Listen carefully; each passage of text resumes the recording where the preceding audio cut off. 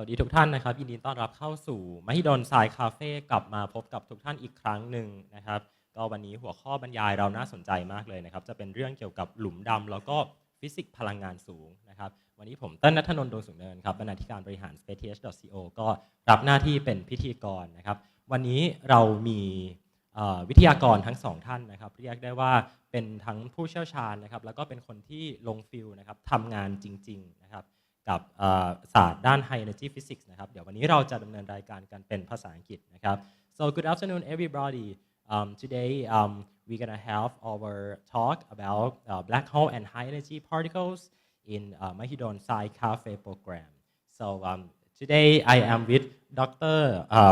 Professor เจินเฉานะครับจาก Institute of High Energy Physics นะครับ from Institute of High Energy Physics Chinese Academy of Science นะครับProfessor Xiao, he is a spokesperson for the LASSO project, and we're gonna learn a bit today about what LASSO is. And also we have Professor David Ruffalo, and you people might familiar with him already because he is here for a long time, and he's gonna be with us for more long time, right, Dr. David? Okay, he's a professor from Department of Physics from Faculty of Mahidol from Faculty of Science Mahidol University. So today we're gonna start our session by a lecture from Professor Xiao, and then we're gonna have a little discussion, and then we're gonna come back to Professor David for another lecture. We're gonna be together until 3 p.m. and we're gonna have some breaks. So if you have any questions, feel free to raise your hand up and ask questions. So Professor Xiao, you may start your lecture, please.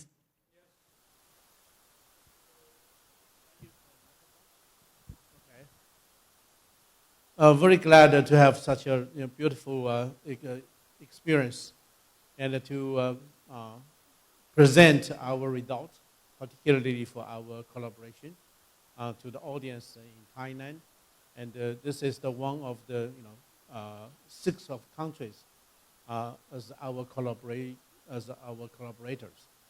and that's the reason I'm here. And you see, basically my talk is about the black holes found as a PeV, cosmic ray accelerator. I will explain you guys little by little. So this is the by LASSO experiment. So let me first introduce you about the LASSO collaboration. Here is LASSO collaboration. We have 300 people. And the reason I'm here is just because, why is this moving? It's not moving. Oh, okay, sorry. Okay, now it's here, you see? Just David just standing beside me during our collaboration meeting a few months ago, and we just had our collaboration meeting here in Thailand. It's a very successful meeting in Phuket Island, beautiful place. And so this is our collaboration. And what is LASSO? LASSO actually is a detector. It's a huge detector array at the very, very high mountain. The altitude of that is 4,400 meters above sea level, and with more than 6,000 pieces of detectors put in the circle of the 1.3 kilometer as the diameter. So you see such a beautiful, as a huge setup of the detectors, and then I will explain you little by little how this detector is working, okay, to produce the science. And another topic today is about the accelerator. What is accelerator? Accelerator is a tool to produce very, very high energy particles. And those particles can be used as a projectile or targets, and make them hit each other, generate a lot of energy being disappeared, and then produce a lot of new particles out from that energy.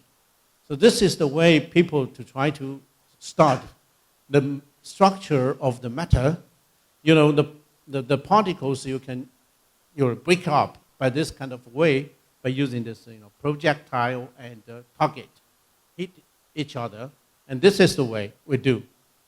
Then what is the accelerator? Accelerator actually is very simple.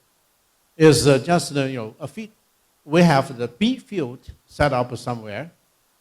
If you have a magnetic field set up somewhere, the particles which has a charge will make a circular movement with this around this B, right?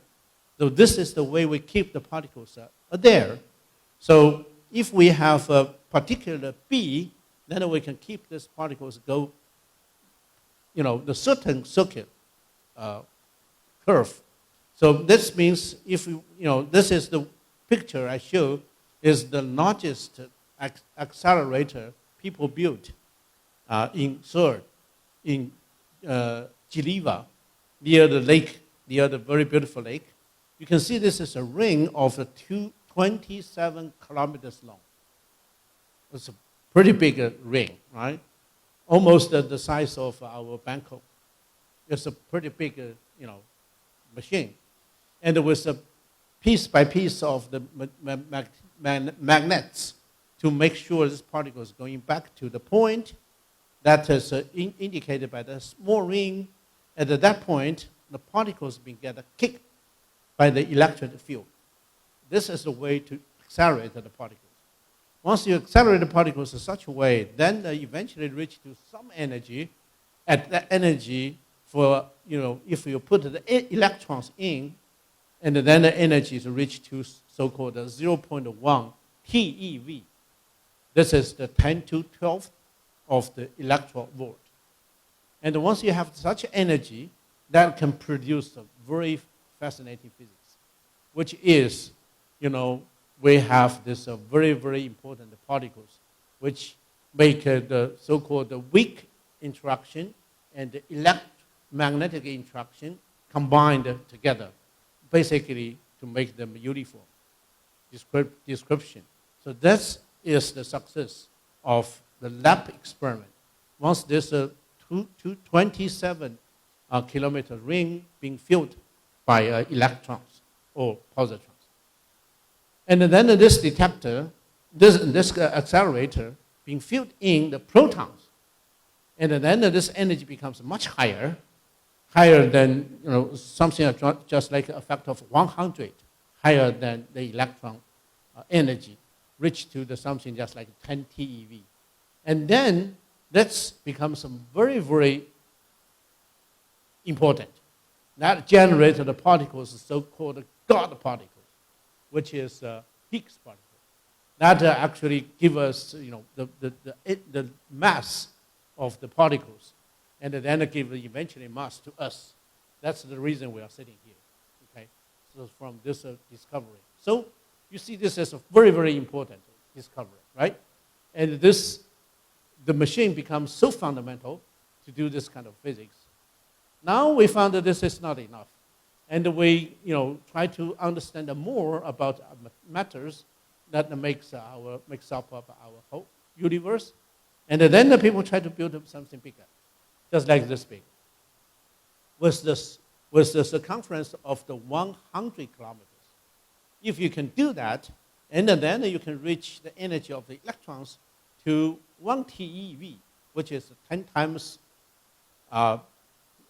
better than before, just like a lab experiment. However, think about that. This is a huge experiment, right? It's a huge, efforts for people to do that. You have to make it so accurate to do this kind of, circular things, and within the 100 kilometers level. That's the size of the accelerators. Okay, so now you know the accelerators. So this is a very useful tool for our experiment. Now let's go to another concept in my talk, which is the cosmic rays. So cosmic rays, we now know a lot about these guys, which basically is all kind of particles. Okay, from the chart you can see on the left-hand side, you can see all kind of the elements actually showing up on this spectrum, which means in the cosmic ray, actually we have all kind of material there, okay? But in the form of the particle. And if you count the energy of all of these particles, then we can reach to a so-called the spectrum of the cosmic rays. Okay, now this is the figure to show this spectrum. What is a spectrum? Spectrum means at a certain energy, we have how many particles, the cosmic ray particles, in this energy range, from all directions, from and in a very, very small area, how large this flux is. That's the spectrum. If you look at this spectrum, and then you make a comparison, here is the energy of the LHC. I just showed you that the huge accelerator. You know, the horizontal axis, I just show you the energy. If the LHC's energy is right there, and the highest energy a cosmic ray can reach is something just like 10 millions.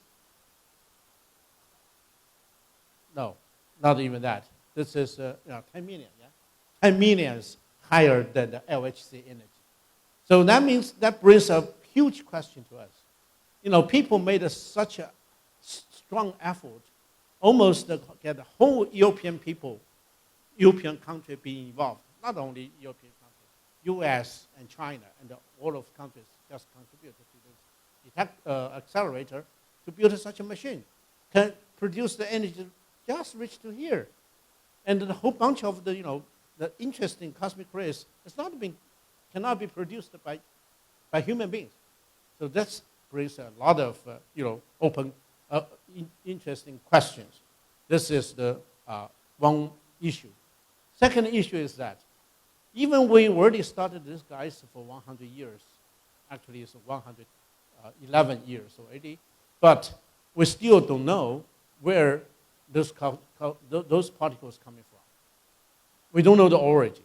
We don't know where this guys produced and how it is being accelerated at such a high energy.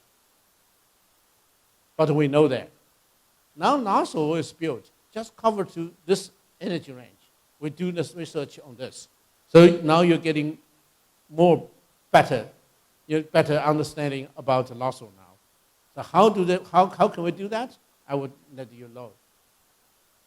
So the question now is that we knew the accelerator exists because we measured the high energy particles already. And where are they? How do we find it? This is the question.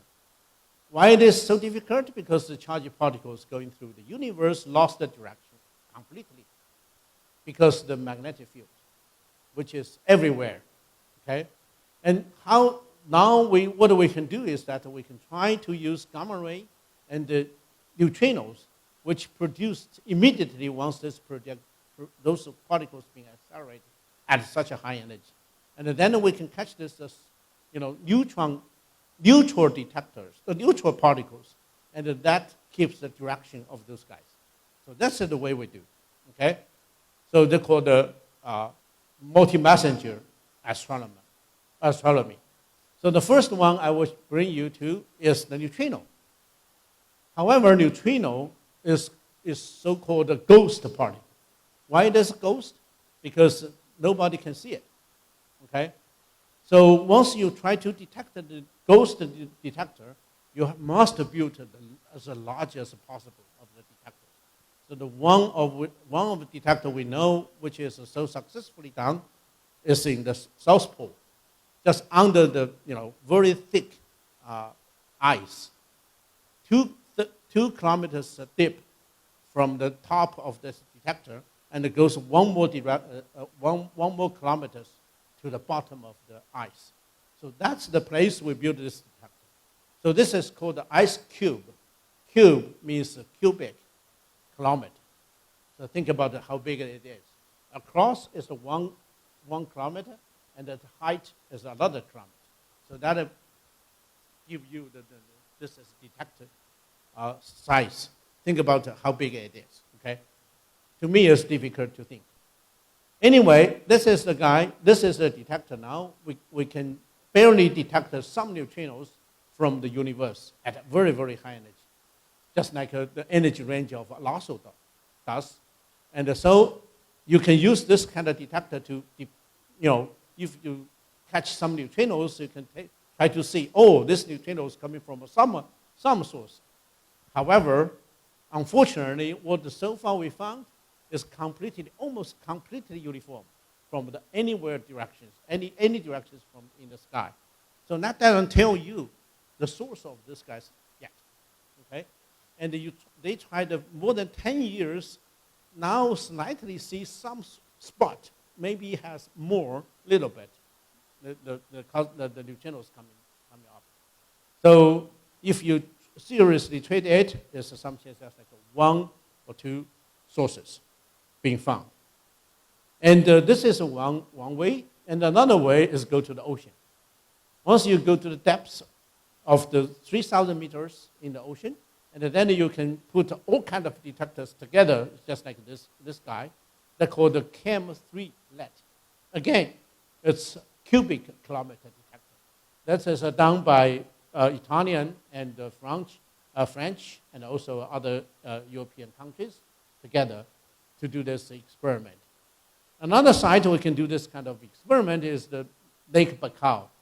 Where the Baikal is, do you know? It's in Russia. That is the deepest lake in our planet. The depth of this lake is something that's like 1,600 meters. It's really deep, really, really deep. Okay. Once you have such a deep lake, then of course you can put your detectors in this deep lake to do the similar thing, just like this. All right. Okay. Now it's not so successful. The other way to do that is by using cosmic ray alone. Once the energy is high enough, the magnetic field in our universe is not so strong, and these particles can go almost straight line. Okay, that's the way to do the astronomy as well. Once you know this particle is coming from, you can trace back to see the source. However, how high the energy the particles should be for this kind of measurements, that will be almost the 10 to the 20th of electron volt, which is so high. And how high it is, I give you the idea. If you remember that spectrum of cosmic rays, if you want to detect those particles at such a high energy, those guys coming up just like within the 1 square kilometer, you have to wait for 100 years to get one of this particle. So how do you do that? How can you use those things to do the astronomy? And you have to build something big. Okay? How big it is? Actually, there is an experiment called OJ in Argentina. This detector is 3,000 square kilometers, which means 60 kilometers by 70 kilometers. Okay?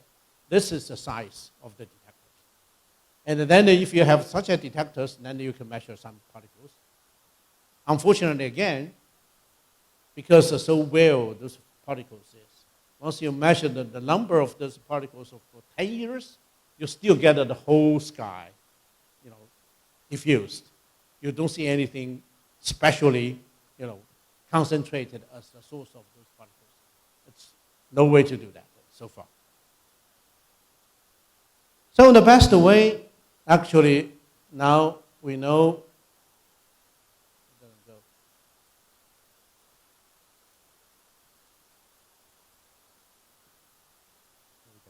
by using gamma rays. Gamma rays are such a beautiful stuff. They are easy to be detected. It doesn't like there's ghost particles, and there are many. Doesn't like the highest energy particles. And they go streamline once they're produced at the source directly to our universe, to our Earth. So this is the way to do that. If you try to catch the gamma rays, you use this so-called telescope to see the chunk of light in the air. I will show you the principle how to do that. in my talk later. And this is the full experiment. There are 4 experiments from our, from the U.S., from Germany, also from another institute in Germany, to produce this beautiful, this big arched telescopes, the wonderful detectors, and then U.S. people do this, Veritas experiment as well. So this is the way to do that. They are very successful. In the last 3 decades, they produce a lot of science, a lot of successful story about the objects in the sky. Unfortunately, they do not bring us the real answer to the cosmic origin yet. Okay, so we have to have another thing. This is a NASA experiment. NASA basically is designed to target this scientific goal, which is to find the cosmic origin. And this is the way we just put you see this field, right? Of course, 1.3 kilometers, and they put a whole bunch of detectors there to try to catch the signals from the universe. And then we can reconstruct the things to find out the direction of the photons. Eventually, we get this done. Okay, so now you see all kind of the detectors way, and then we need to put them together as the network in the world to try to do this so-called multi-messenger.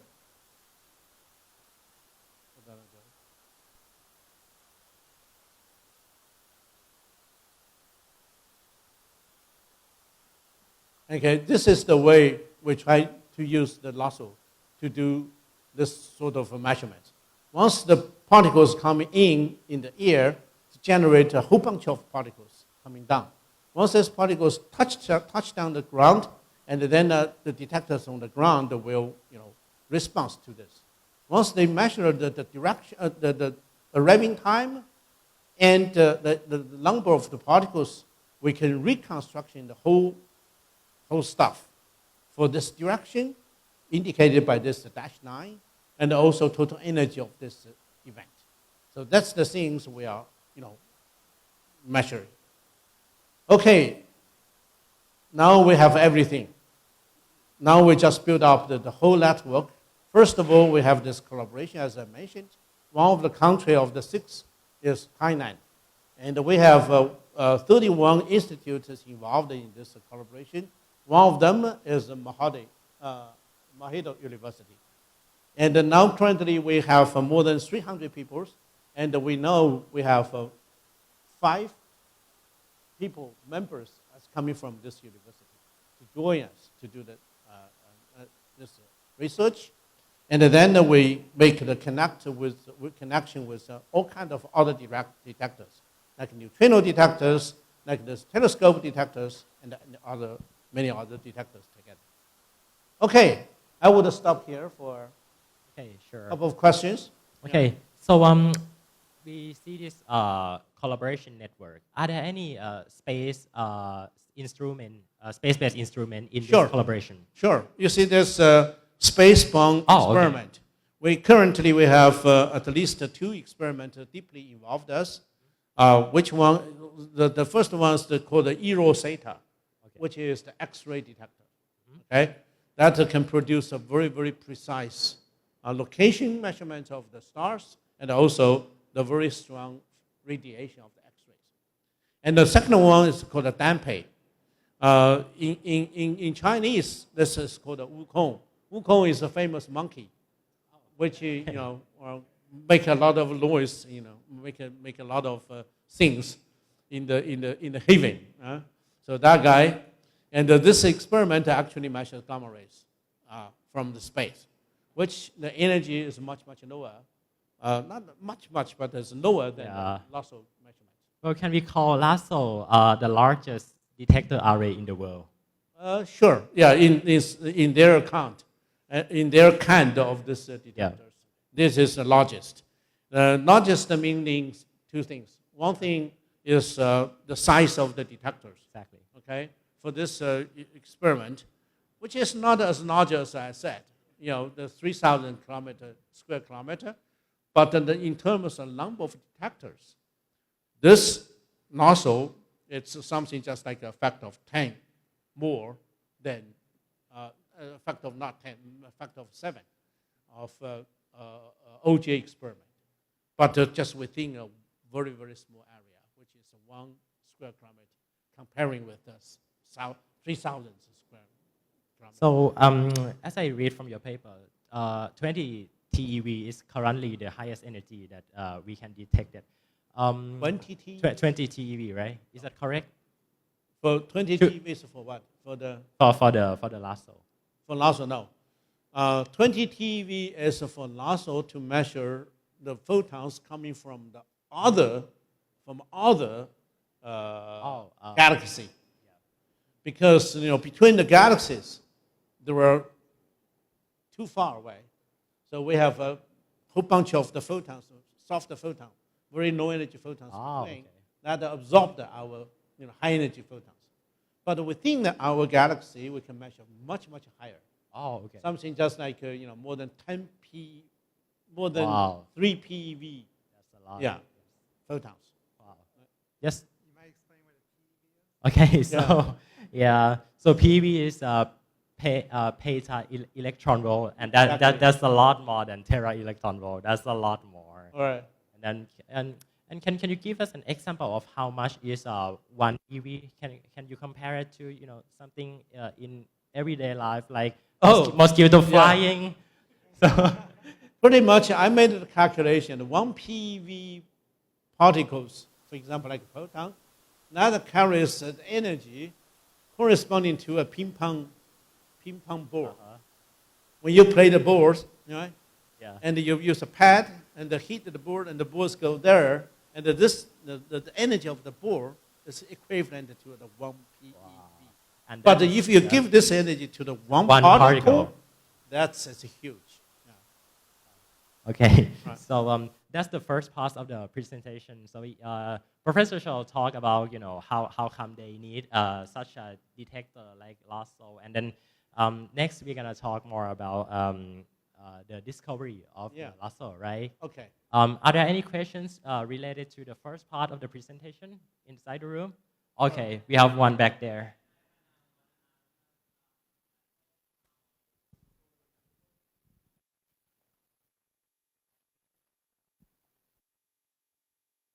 So I want to ask that if the lasso is very large, can it be built on the ocean?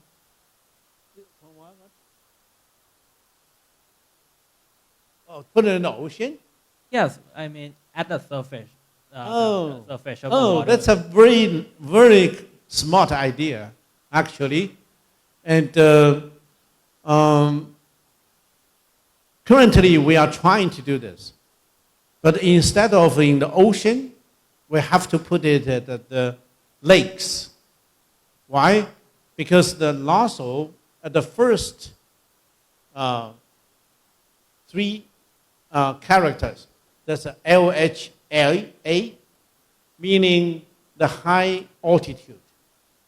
So we have to put our detector at a very high altitude, which is the 4,400 meters. Okay? And not lower than that. So we should find out some lake at a very high mountain. For example, in the Andes, in Peru, I actually visited a couple of the lakes already. I have the same idea as you. I want to put our detector floating on the surface of the lake.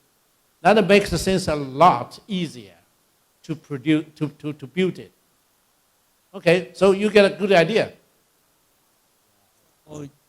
The requirement of the machine that we need to put in a high altitude. Am I correct? Yeah, high altitude is necessary.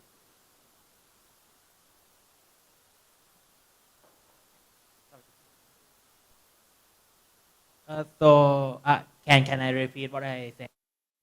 Go ahead. So the requirement that you're telling me is that you need to build it at a very high altitude, correct?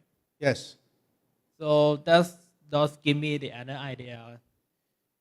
What about we just build it floating? Like, can we build it floating Float. in the air, like we are having Oh, in the air. multiple balloons, Yes. and then we arrange Oh. it into the array detector? Sure. Maybe Then that becomes more difficult because the air is too thin to hold such a heavy stuff, right? Yes. Our detector is not light. I mean not floating in the maybe floating in the space. For what a flat? He said maybe in space, In the orbit. in the outer Oh, well, go to the office, go to the space. Yes. Then that's different idea.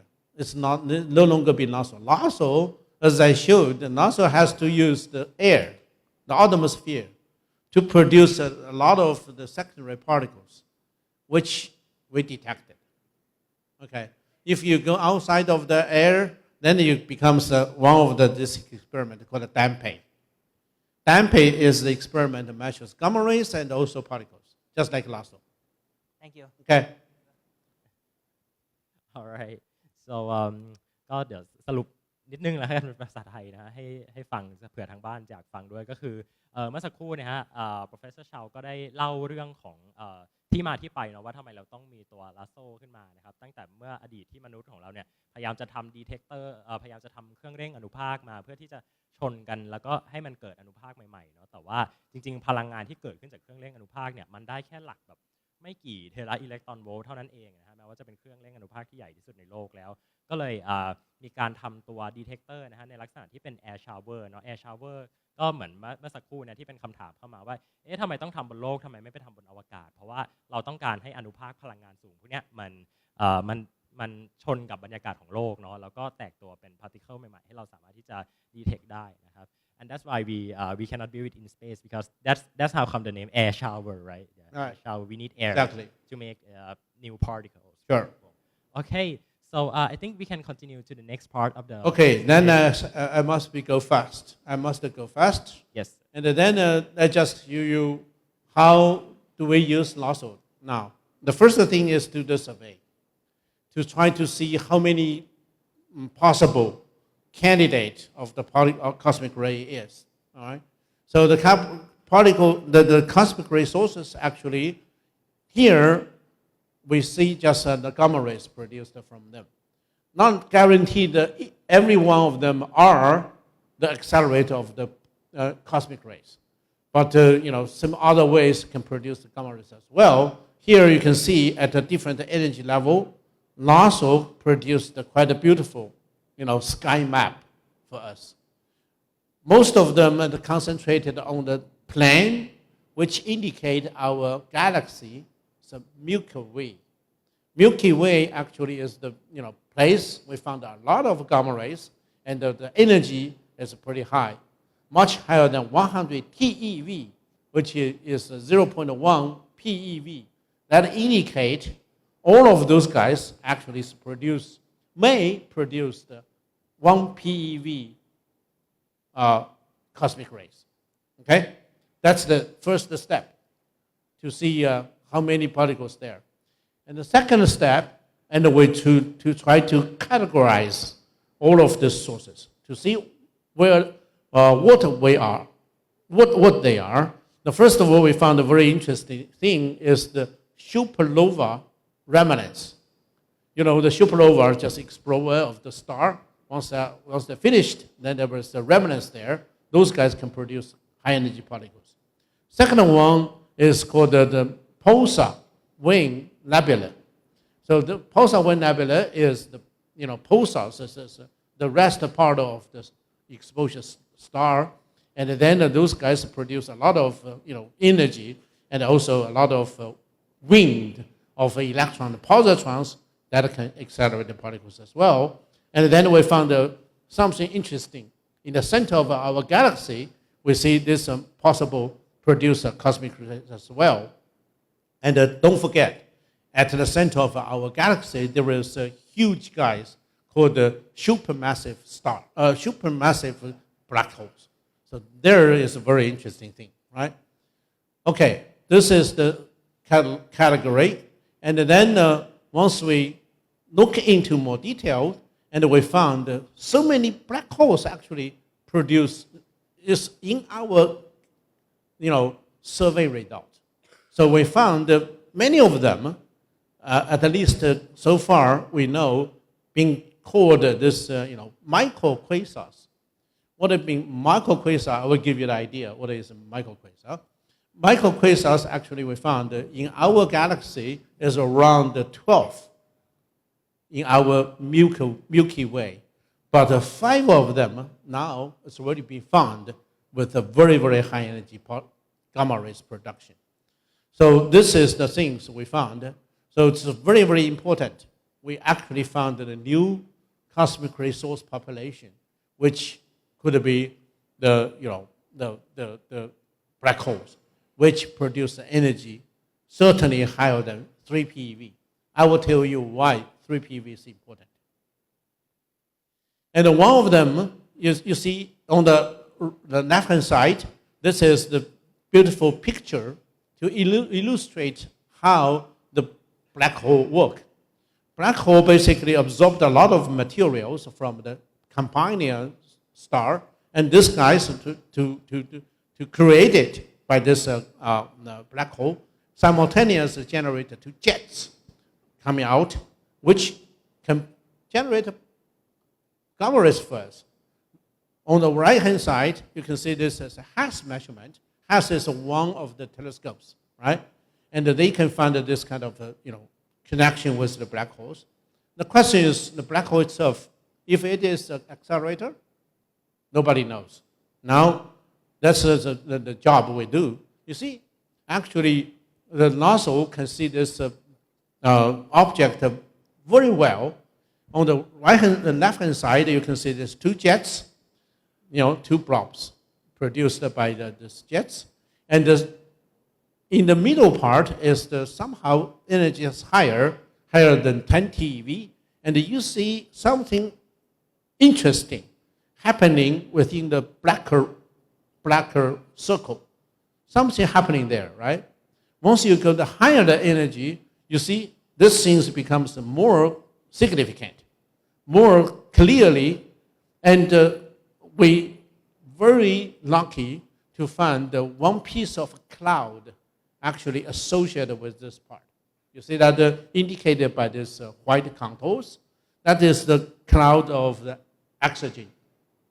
And then you see, not oxygen, I'm sorry, the nitrogen, hydrogen cloud.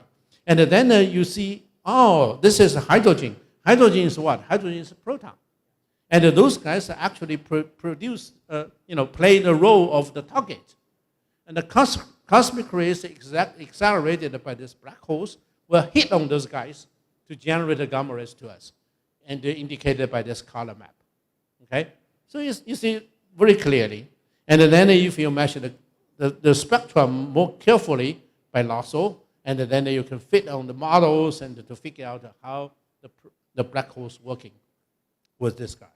Okay?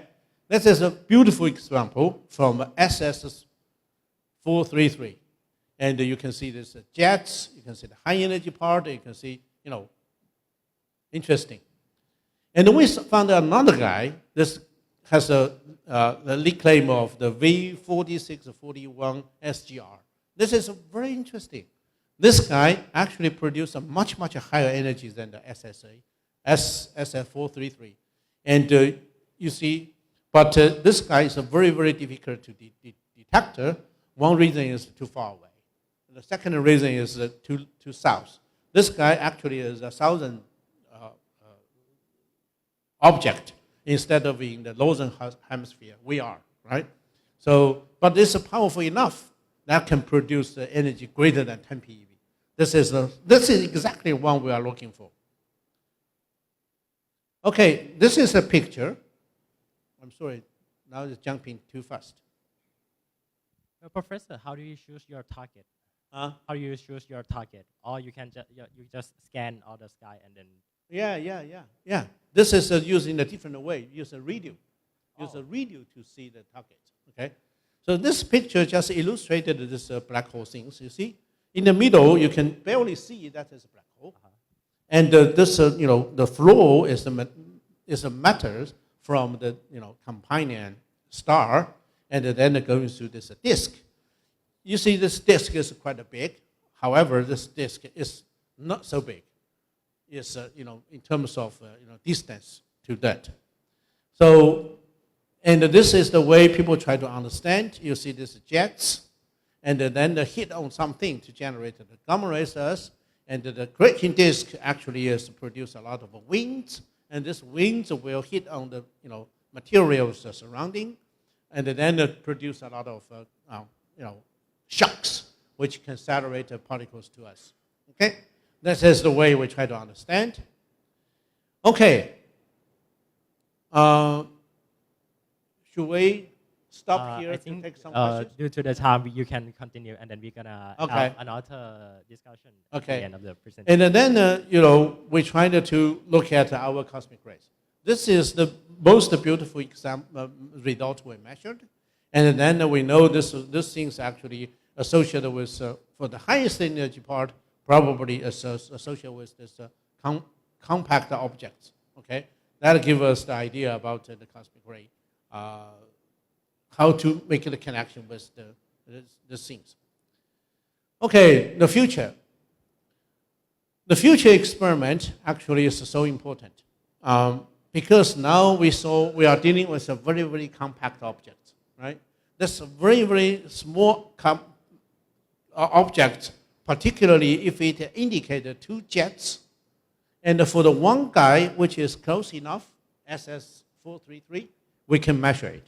But for the one guy, which is far away, like this V4641, we cannot distinguish them.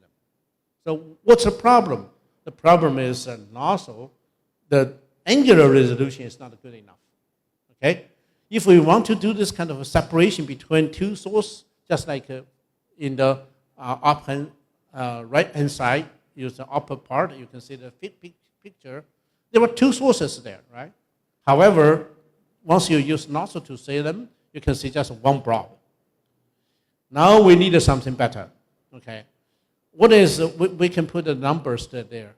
What is the angular resolution for nozzle, which is 0.2 degree. And once we have the something, if we can reach the 0.04 degree, which is much smaller, right? Almost 10 times smaller than that. And then you can immediately see two sources over there, two objects there. So how do you do that? The Cherenkov telescope array can do this. This is illustrated by this four telescopes. Then you can do this stereo measurement. And then the question is, how sensitive they are? They are not sensitive enough. Once you have, 8 of these guys, the full cluster, and then you can make the sensitivity as high as possible to compare with LASSO and to do the same thing as LASSO. Okay. Now we have this project being funded, and it's going to be 32 telescopes will be, deployed in the range of LASSO. You see, this is a layout, and this is 2 detectors, the prototype detectors. As I said, once we have only 4 of these telescopes built in LASSO, and then the guy which just barely been measured for LASSO by LASSO, which is V4641, will be measured as such a beautiful, spectrum. Then we can do the separation between, one scenario to another scenario to tell us how high the energy can be produced. That is the way to understand this stuff. And then once you have such a beautiful, acceleration, the angular resolution, and then you can separate if there are 2 sources inside. For example, like this guy, this is a simulated guy.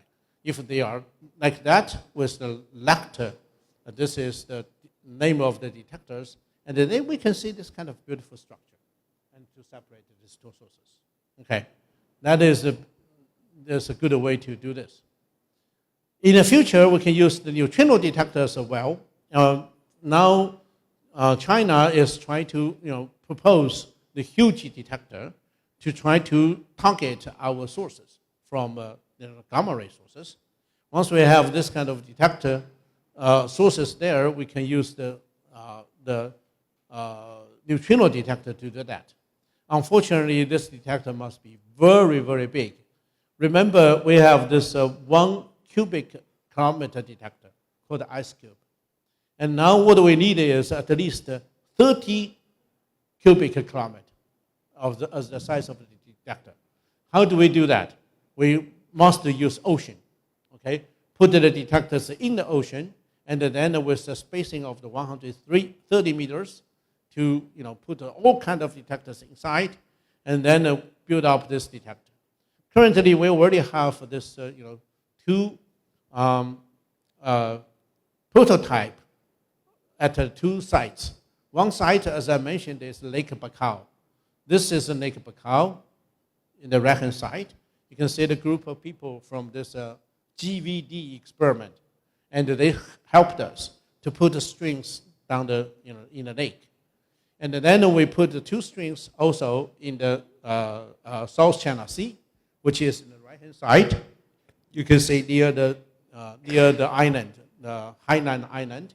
We use this very nice boat, and this is the 10,000 ton boat to deploy. That picture shows we already deployed some detectors there. Okay, in the future we can use these guys to detect the neutrinos as we wish. And then the 2 figures to just show some example of muons already detected. And that's pretty much I want to tell you. And then bring me to the summary. Where did this go? Okay, here is the summary. So basically, NASA has been making discovery of pevatrons in the Milky Way. Among the discoveries, the first black hole pevatron catalog unveiled the new potential cosmic ray accelerators. The cosmic ray, the super pevatron, which means generated particles above 10 PeV, is found among those systems. SS433 actually provides us a very, very detailed measurements because the distance is very close. And very importantly, they may supply sufficient cosmic rays in our, in the knee region, in the region we found this kind of structure. If we assume there's a order of 10 this kind of objects, this accelerators in our galaxy that will be supported. And the proton-helium spectra actually give us the evidence maybe at that highest energy part, which is produced by this compact object, we may be just coming from the black holes.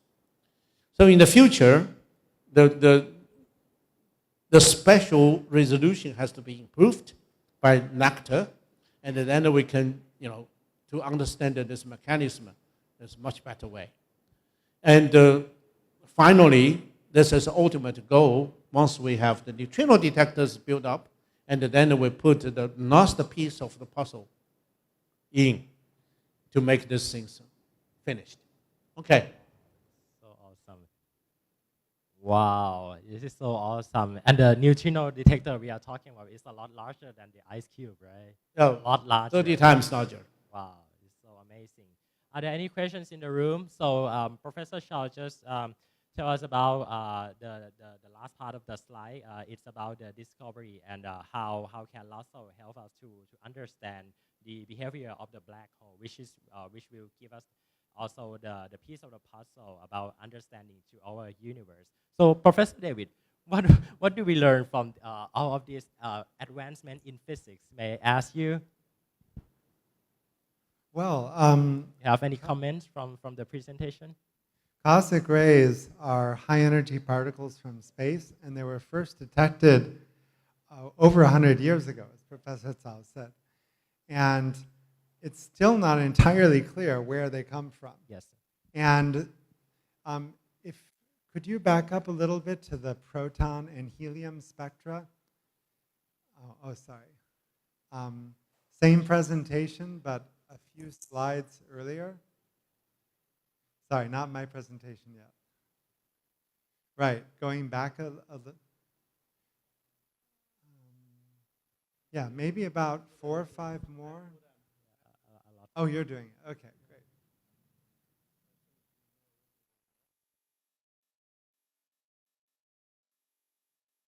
So what people have done before is they don't know the type of particle that hits Earth's atmosphere and makes this shower. But LASO has a new capability to separate the different types of particles hitting our atmosphere.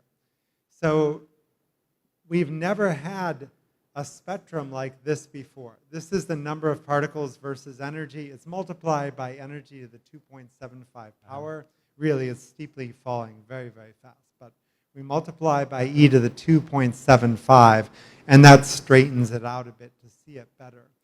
But in the past, we've only seen the sum of all types of cosmic rays. Now we separately see protons and helium. And one slide later, Professor Cao pointed out that now there are 3 bumps that all correspond for protons and for helium.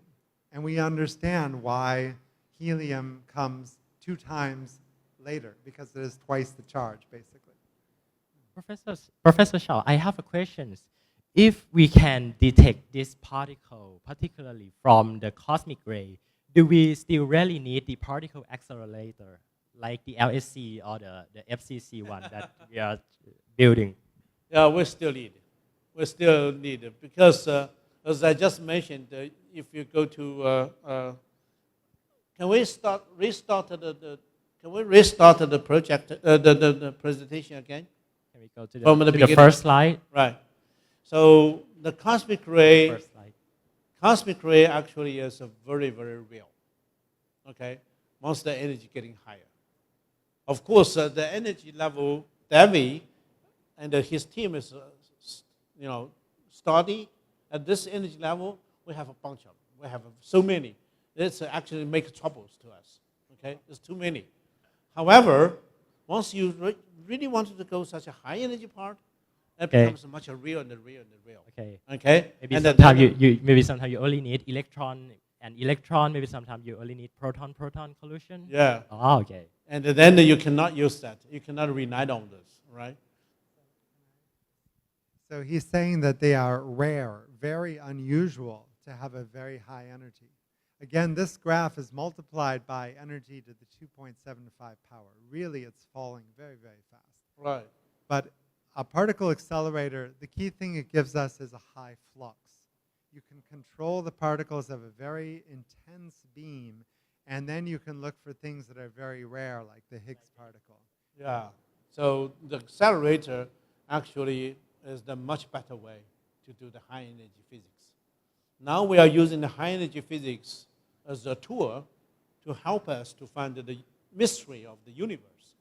That's the way of cosmic rays doing now. Okay. But at the very, very beginning stage, cosmic ray is the only source of the high energy particles.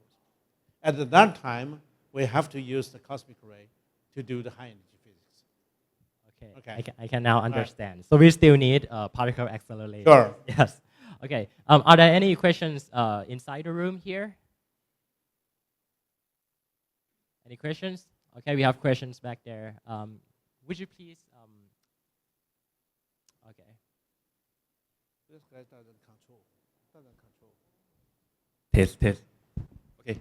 Excuse me, I would like to ask a question about, I saw you told about the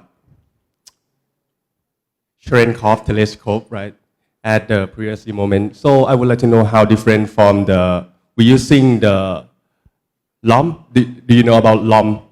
Long optical module at the ISQ, New Zealand Observatory, right? I would like to know that how different between the LOM to detect the cosmic ray and we use the Cherenkov telescope, right? What is LOM? I don't know the number. I saw you talk about the IceCube Gen 2 upgrade at the previous moment. I know this now the IceCube currently using the digital optical module to detect the cosmic ray or any phenomenon from the space, and they are currently implement to upgrade their detector to the long optical module in the future, right? Which is there are some many of high precision, high calibration, and more the range for the detecting any particle or any of the phenomenon from the space, right? I would like to know what not only for the neutrino, you mean? No. Do you know which experiment? Whether this is a neutrino experiment or not? Yeah. I mean the detecting the high energy neutrino at the IceCube. Maybe you're talking about something probably. No. Okay. I don't really know this experiment. If you are talking about the really high energy neutrinos, much higher than the energy range we are dealing with, for this either Hunter or the Lasso, this type of the energy range around PeV, and those guys are probably measuring a very very high energy. Okay. Thank you. So I don't exactly know what the experiment you mentioned. Okay. Okay. Thank you. โทษนะครับผมรบกวนแปลให้ผมอีกรอบหนึ่ง พูดภาษาไทยก็ได้ พอดีว่าผมทราบมาว่าทาง IceCube เขากำลังจะเหมือนอัปเกรดตัวดีเทคเตอร์ที่โคโลกตายแล้วแบบมันจะเหมือนดีเทคตัวนิวติโนที่แบบมีช่วง energy ที่สูงขึ้นมากขึ้นอย่างเงี้ยแล้วก็พอดีได้ทราบว่าทางลาโซเขาก็กำลังมีการแบบเดฟตัวเชเลนคอฟเทเลสโคปเมื่อกี้ที่มีการดีเทคพวกแบบตัวพวกคอสมิกเรย์พวกนี้เหมือนกันผมก็เลยอยากทราบแบบมันความแตกต่างหรือว่า precision ของมันเนี่ยแบบมันจะมากน้อยต่างกันแค่ไหนประมาณนี้อันของลาโซเราพูดถึงตัวเชเลนคอฟหรือว่าตัวที่เขาจะเป็นไอ้ที่คล้ายๆ IceCube นะฮะตัวเชเลนคอฟเลยตัวเชเลนคอฟเลยใช่ไหมใช่ครับ Okay. So he is asking questions about he heard that IceCube they are also upgrading their instrument to detect more high energetic particle, and he want to know is it the same or different from what you are doing with the Cherenkov telescope array? First of all, the Cherenkov telescope array is measuring gamma rays instead of neutrinos. Okay, gamma rays instead of neutrinos. This is the one thing.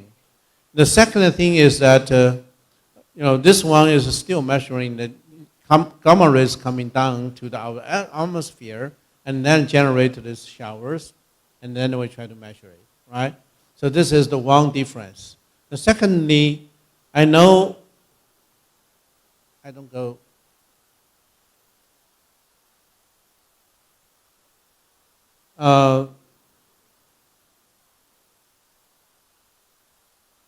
It's not here. The Gen 2 experiment actually is proposed by IceCube group, and the motivation for them basically is try to find the sources, neutrino sources. However, if you are to only target the sources which now has something just like a 4 sigma level, and then what they need, they probably just enlarge the detector by a factor of 10, which is enough. And they decided to build the new generation of detector at a factor of 8. So the design for the Gen 2 is 8 cubic kilometer. However, our measurements from the gamma rays by NASA tells us how strong the neutrino spectrums will be. This guy, I didn't go to the details. If you look at the left-hand side, this figure just shows us the spectrum of the neutrinos. Okay? And if you want to detect the individual of this neutrino spectrum, you need something much larger. 8 cubic kilometers cannot do the work. We have to build at least 30 cubic kilometers. And we have to wait for years, even with such a huge detector, to detect. These two lines indicate the sensitivity of the detectors you need. But that indication, that lines indicate the 10 years sensitivity. So you have to do something, with the unit of 10 years. คือได้คำตอบนะจริงมันไอตัว detector มันไม่เหมือนกันตั้งแต่แรกอยู่แล้ว ตัวที่เป็นตัวเชลเลนคอร์บมันเป็นตัว gamma ray detector ไอตัว ice cube เนี่ยมันเป็นตัวนิวตริโนเนาะครับผมก็คือ purpose มันต่างกันใช่โอเค thank you very much คุณครับ Okay, so any more questions? So 1, 2, 3. Okay, no more questions. All right. So lastly, I'm gonna ask you to encourage students who are sitting here. What could be possible if they want to join research or join collaboration with LASO? It will be a short encouragement before we go to Professor Ruffalo. Yes. Davis group actually has, is already a full member of our collaboration. Yes. And this institute, University of Mahidol, actually is the full member of our collaboration. So anyone wants to do the research associated with the LASO, and by using LASO data, you can contact the teams and to work together with them and to try to get as much as you want to learn from this data. Okay, and I think your group has this not only the doctor level, the program. You still have maybe the undergraduate student program. Do you have? Yeah. So that's the way actually students can join. Okay? Okay. Right. And while we wait for Dr. Ruffalo, maybe I have one more personal questions to ask you.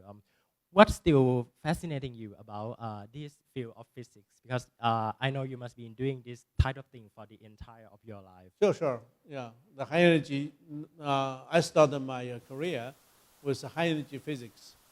And immediately I found this direction, even within the high energy physics, the cosmic ray physics. And once we get more and more involved in this kind of research, it get more and more interesting about this physics. And now, you see, before we just do the cosmic ray measurement, I was a student at Tibet, okay? And which is high altitude as well. And then, I moved to U.S. to do high energy cosmic ray measurements, and then back to China to do the gamma rays. And now I'm moving to do, even more to the neutrinos. So you see, many things is interesting, right? So that basically just our lifetime job. Yes. Okay. Amazing. And so Professor Chow will be here with us on stage for the discussion just right after Professor Ruffalo talk. So now let's go to Professor Ruffalo's talk. Professor, the stage is yours. Thank you.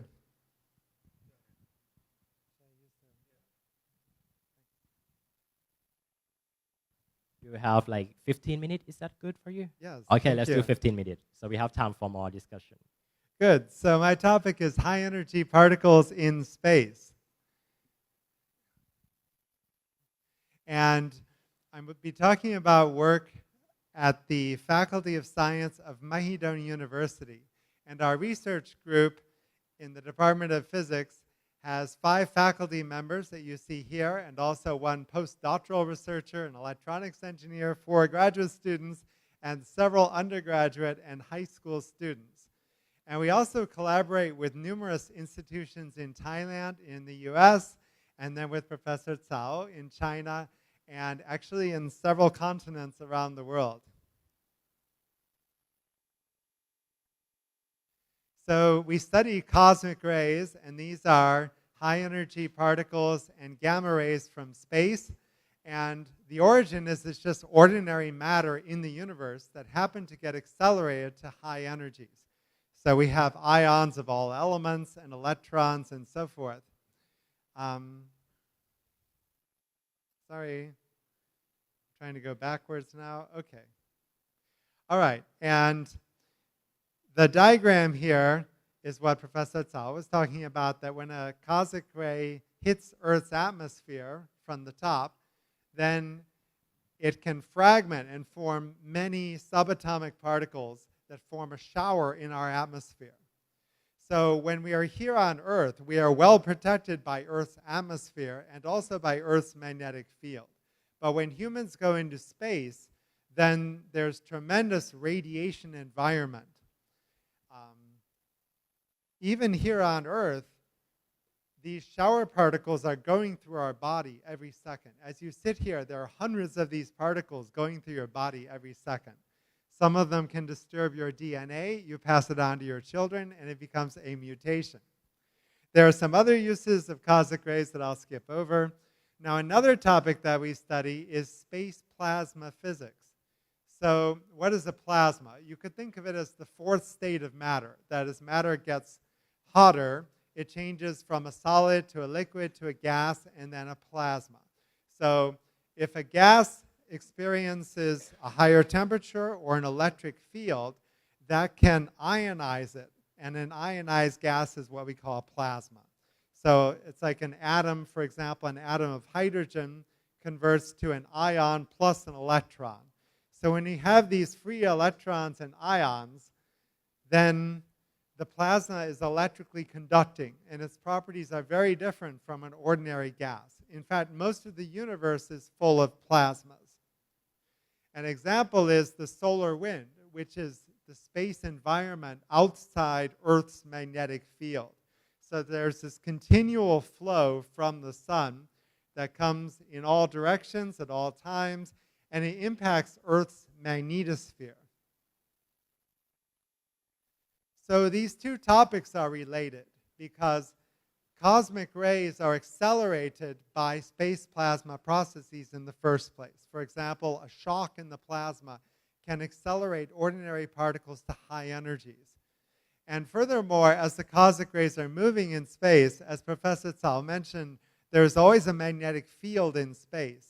And you may have learned in high school that when you have a magnetic field, a charged particle will be going around the magnetic field. So the direction is changing all the time. We can't point back to where they come from. And that's why it's such a mystery where the cosmic rays come from. And as we heard, LASSO can help solve the mystery by looking at gamma rays that point right back to the source. Anyway, if you're studying the cosmic rays, which are charged particles in space, then their transport is governed by the magnetic field and these plasma properties. So the plasma physics goes together with the study of cosmic rays. And the key sources for Earth's radiation environment are, we've been talking about galactic cosmic rays that come from elsewhere in our galaxy, often from supernova explosions. But there are also some from our own sun. Solar storms can produce solar energetic particles. In any case, if you see the flux of particles changing with time, that's due to our own sun. And that's the main thing that we focus on in our group at Mahidol University, is these variations with time. So I should tell you something about the sun. The sun is responsible for the time variations. This is an image of the sun in ordinary white light, ordinary visible light. And it's very bland except for this acne, these sunspots. These are actually where there are very intense magnetic fields that come out of the sun and go right back in again in another spot. So most of the surface of the sun is at about 6,000 degrees, but the magnetic fields make the sunspots a little bit cooler, only 4,000 degrees, so they look dimmer. That's why they're less bright. Amazingly, there's a cycle of sunspots. Every 11 years, the sun has a lot more spots, and nobody really knows why. So it's fun to look at nature still more creative than we are. Nature can dream up physical processes that we cannot understand yet, but we keep trying. And actually right now we're in a solar maximum, a sunspot maximum, when there's a large number of sunspots, and the solar storms always follow these sunspots. Now, in the next slide, I'm going to show a different view of the sun. It looks completely different because instead of visible light, we are now using extreme ultraviolet, almost X-rays. And an amazing thing is we mentioned that the surface is 6,000 degrees. So actually the center of the sun is at maybe 15 million degrees, and it gets cooler as you go out. That kind of makes sense, right? The energy comes from the center. Exactly. It gets cooler as you go out. But at the surface, right? right, but the outer atmosphere gets hot again to millions of degrees. It's amazing physics. No theorist dreamed this up until we found it in nature. So this is somewhat well understood because there are magnetic fields that help bring the energy from the convection and rotation of the sun, bring it to the outer atmosphere. And the outer atmosphere is extremely thin, so a little bit of energy can make it very hot. So all these structures that you see, all the thin lines are magnetic field lines. And we mentioned that charged particles have to go around the magnetic field. So the magnetic field can trap the plasma. The plasma has trouble crossing the magnetic field lines. So you're seeing here the density of the trapped plasma in all these magnetic structures. Just amazing physics and amazing structures going on that we have to try to understand. So anyway, once in a while, the sun has an explosion at the surface that we call a solar storm. And what that is physically is this magnetic energy is suddenly converted into other types of energy. The process that does that is called magnetic reconnection, and we have some research about that too. So the solar storm can occur very rapidly, and it converts the magnetic energy either into heat energy, like in the lower left. A heating event is called a solar flare, or it can convert it to kinetic energy. And in the lower right, you see this is an image of the sun where there's a metal plate that blocks the light directly from the sun. The sun has the size like that small white circle. But you see this huge blob of matter coming out. That's called a coronal mass ejection, and so the magnetic energy was converted into that kinetic energy. It turns out that both of these events can accelerate particles to high energies, just nature's particle accelerator. We call these solar energetic particles, a type of cosmic rays. We consider it cosmic ray as well, right? I do. You do. Okay, some people argue about the terminology, but for example, there's an international cosmic ray conference. It does include solar energetic particles. And the methods are the same. Sometimes the same instrument can see both of them. So yeah, I think it makes sense. Why? Maybe because the energy is too low or something? The energy is usually lower. The sun is not a very good particle accelerator, so at most it gets up to GeV. So the units, GeV means a billion electron volts. That's an electron accelerated across a voltage of, well, a billion volts or a billion times what you get from 1 volt. For some comparison, old television sets would get up to KeV. That's thousands of volts. And they would accelerate the electrons to make an image on the screen, an old cathode ray tube. And beyond the KeV, that's 1,000 EV, you could have an MEV, which is 1,000,000 EV, or a GeV, which is 1,000,000,000 EV. That's what we study here. But what Professor Cao was telling us about is at TeV, 10 to the 12, or PeV, 10 to the 15. So,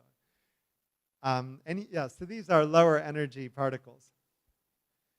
So here's an example of a solar flare. And sorry, I may need somebody to push on the arrow at the bottom of the screen. Yeah, so we can start the video. This was a solar storm in May of last year. And actually, it's 12 hours, but it's compressed into a few seconds here. And the top graph is the X-ray flux. And one horizontal line is a factor of 10. It's a log scale. So you see the flux goes up a factor of 100 in just a few minutes. So these violent, sudden events. So in the next slide, I'm going to show you it's analogous to the solar wind. It's like extra fast solar wind that then hits the Earth. And at Earth, we actually have high energy particles, but not very high, only KeV or MeV, that are trapped in Earth's magnetic field lines. And when the solar wind or the coronal mass ejection, the solar storm, pushes on the field lines, those particles can crash into Earth's atmosphere at the poles. So, if particles crash into the atmosphere near the poles, what do you think you can see from the ground? Aurora, great. You can see like this example from last May. But in addition to pretty lights in the sky, there are some negative impacts on human activity. It is a health hazard for astronauts. Some types of particles in the MeV range are increased by a factor of 10,000 during a solar storm. So this is a major concern when humans are going into deep space, like to the moon. And also there are some effects here on Earth. For example, you could have a plasma bubble in the atmosphere that affects GPS signals or GNSS signals for navigation, or sometimes even power outages in power stations on the Earth. So this is some motivation, some practical motivation for understanding about these particles and monitoring them. So in the big picture, we have numerous types of research that we do in our group at Mahidol University, again in collaboration with many other institutes. In the upper right, you can see an image of LASSO that we were just talking about. And in particular, we proposed one analysis that the collaboration accepted to analyze the directions of cosmic rays. And we previously studied this in Thailand at lower energies, how a solar storm temporarily changes the directions of the cosmic rays. But using LASSO, we found it for the first time in TeV energies. So that's a new discovery that we're preparing a publication on. Then on the right-hand side, you can see a detector that we built earlier in Thailand. This is in 2007, the Princess Siddhinton Neutron Monitor. This also measures cosmic ray showers in the GeV range, a much smaller detector. Oh, sure, okay. And then we've had a lot of publications about that. And then we also look after a detector in Antarctica, owned by Australia. On the lower left, we also study some space plasma physics using data from NASA's Parker Solar Probe. We do some plasma simulations. And actually, when you measure particles, especially particles from the sun, you'd love to measure them in space before they hit the atmosphere. Then you can measure the type of particle and so forth. But I've been working in Thailand for 33 years and trying to persuade the government for about 30 years that we can invest in doing some space technology in Thailand. And in the past, the government would always say, oh no, we're a poor country. We don't develop anything. We only buy it. And they would buy detectors or spacecraft for billions of baht. And they would not invest millions in building something themselves. And then you always have to buy it because you've never learned how to make it. But now the government is starting to have some interest in making our own detectors, designing them, some brain work here in Thailand. So now we're finally able to start developing a Thai space detector. Yeah. So for many years, we've had to do space science on the ground, and now we can start to do it in space. So I like to tell our Thai students that we have งานวิจัยสำหรับทุกรสนิยมครับ Because most physics groups do only theory or only experiment or only computers, something like that. But we have everything. We have theory and computation and data analysis, experiment, Monte Carlo simulation to understand the experiment, and data analysis. Now, in the rest of the talk, I'll basically highlight our space work, since you heard a lot about our ground-based work, especially with LASSO. So we're preparing an instrument for a Chinese mission to go around the moon. It's called Chang'e 7. And our instrument is called MATCH, Moon Aiming Thai Chinese Hodoscope. And it's going to measure cosmic rays, again, at much lower energy than is measured at LASSO. This is in the MeV range. But amazingly, cosmic electrons have never been monitored at about 100 MeV continuously. So we should be able to do that. It's a key scientific objective. And let me point out, China put out a call for proposals from throughout Asia. There were 4 proposals in Thailand. Ours is the only proposal they accepted in all of Asia because they liked our scientific objectives. Wow. We had thought of something no one else had thought of. So in Thailand, we can survive academically with our creativity.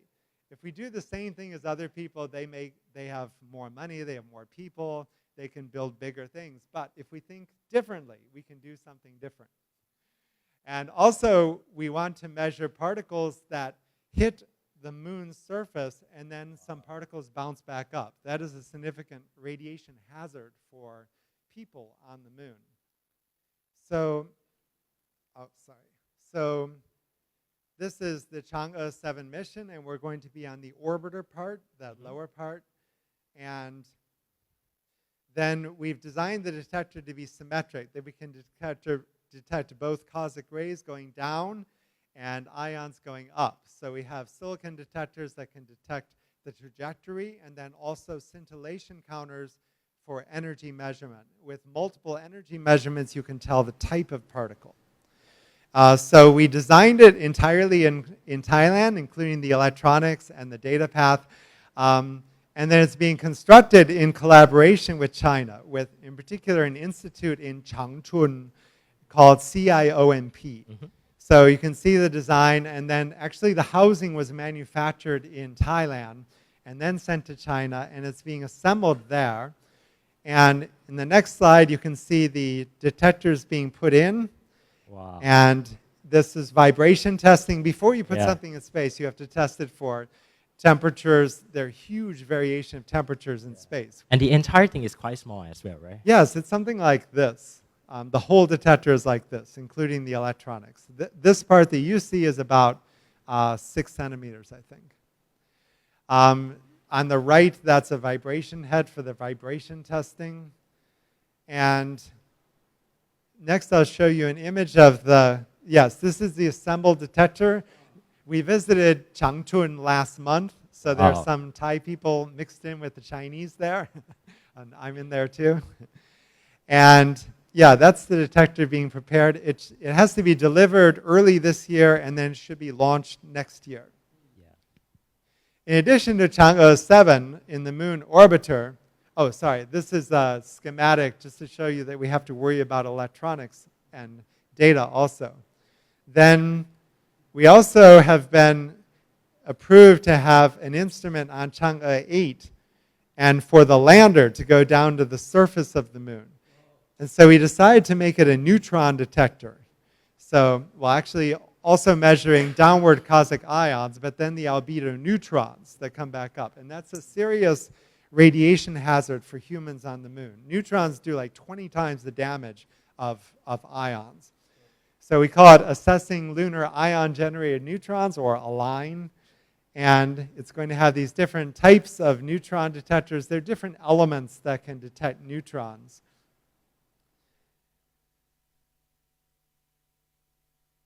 So this is one of the modules. We're also developing detectors for a Thai space mission. This is actually supposed to go first, but the government delayed the budget is year by year, and there are a couple of years that we got no funding, so it's been delayed. But anyway, this instrument will be Polar Orbiting Ion Spectrometer Experiment, or POISE. And we are actually making some of these detectors in Thailand. It turns out there's a Thai agency, the Thailand Microelectronics Center, that can construct silicon detectors. And so we're going to compare them with commercial detectors for benchmarking. And we've also had to develop our own electronics. The signals, it turns out that in Thailand, there's almost no engineers who can do this sort of thing. We have to train them. And it's called nuclear electronics because the signals are very special. The signals are tiny, like femtocoulombs, tiny bit of charge. You have to amplify the signal. And the signal could come at any time, any random time, and it's about a microsecond. So you have to have these sudden signals and amplify them and measure the amplitude correctly. That gives you a measurement of the energy. And finally, when cosmic rays hit our atmosphere, as we've been talking about, and make a shower, that's a way that we can test our instrument before we put it in space. Of course, you could also test with the radioactive source in the lab or an accelerator. But another way that we can test fairly easily is with a balloon.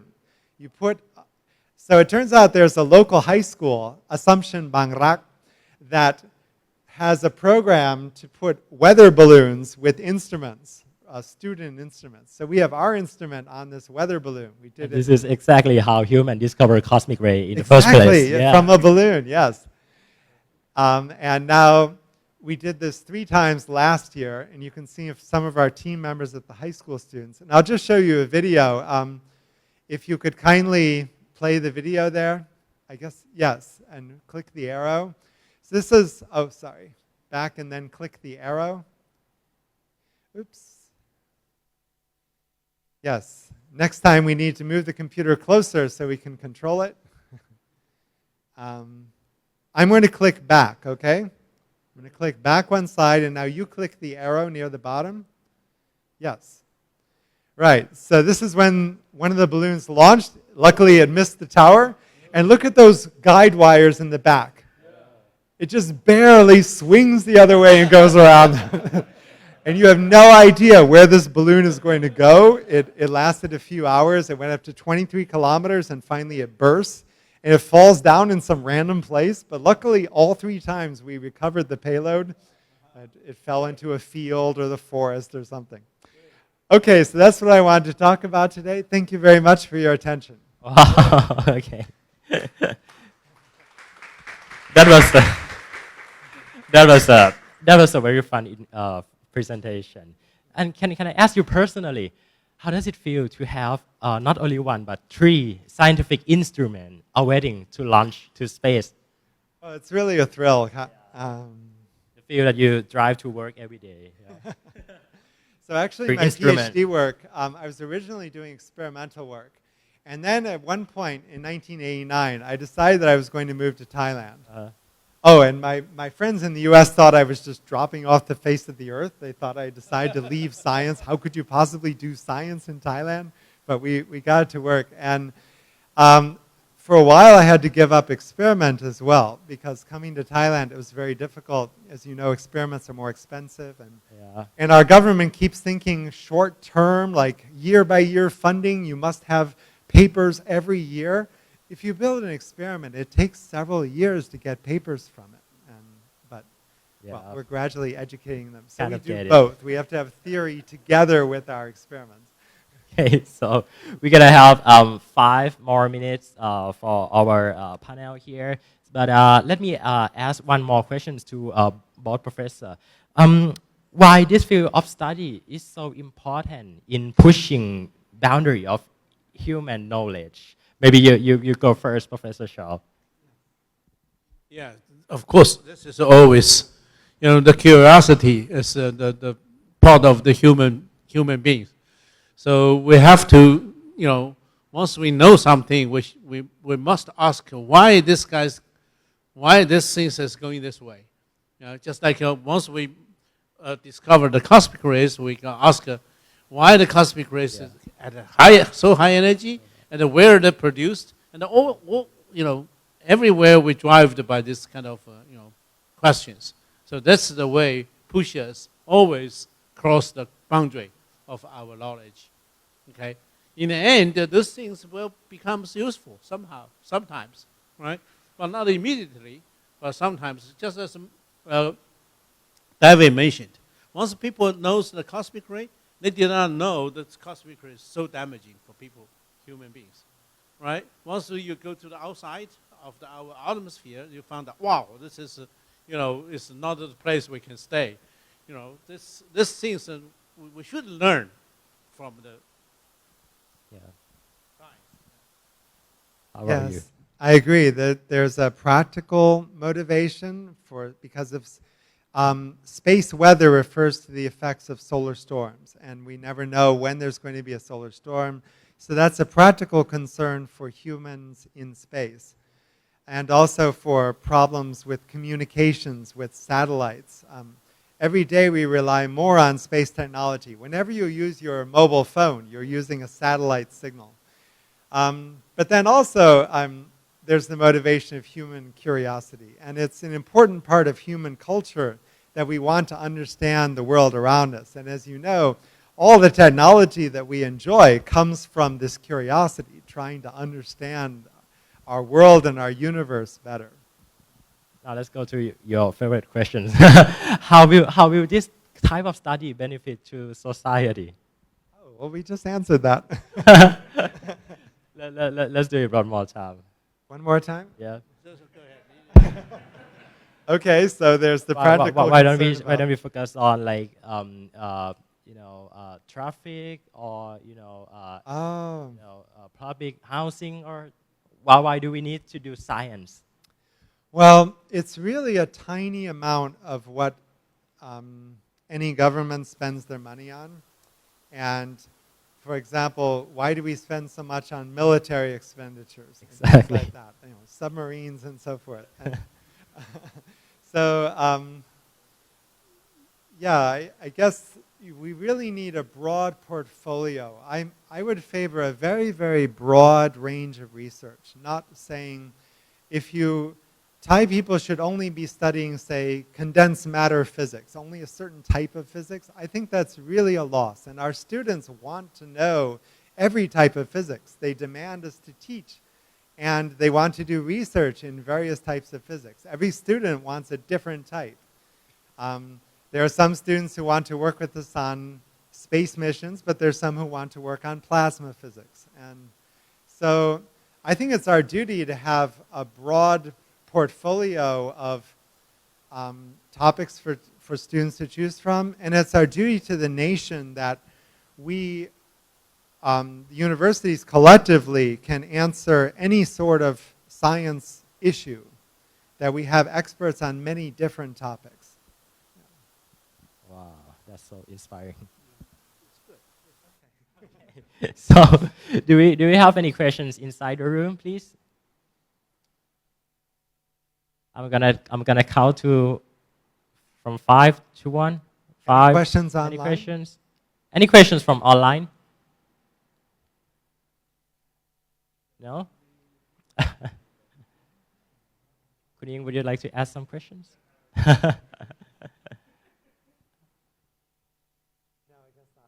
Okay, guess not. So everybody, let's give our guest speaker a round of applause. All right. And I think that's the conclusion of our session today. And enjoy the rest of your afternoon. Oh, I forget about time. All right. ขอบคุณทุกคนมากครับก็สามารถที่จะติดตามนะครับจากเพจทรายมหิดลได้นะครับสำหรับกิจกรรมแบบนี้ที่จะเกิดขึ้นในอีกอนาคตก็ระหว่างนี้ก็ขอลาทุกคนไปก่อนนะครับขอบคุณมากครับสวัสดีครับ